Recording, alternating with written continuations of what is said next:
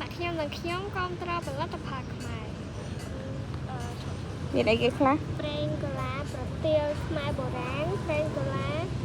ងខ្មៅម្រេចក្រហមប្រេងកូឡាប្រទាលខ្មែរបុរាណដែរអានេះកំប៉ុងធំអានេះកំប៉ុងទូចអានេះ ប្រេងខ្យល់ ប្រេងខ្យល់ខ្មែរប្រេងខ្យល់រូបនេះព្រោះភ្លើងហើយអានេះប្រេងដូងធម្មជាតិសម្រាប់អត្ថប្រយោជន៍វាការពារសង្វារជួយបញ្ចុះទម្ងន់និងក្បាលពោះជួយសក់និងស្បែកជួយការពារប្រព័ន្ធភាពស៊ាំជួយប្រព័ន្ធរំលាយអាហារជួយការពារជំងឺបេះដូងបាន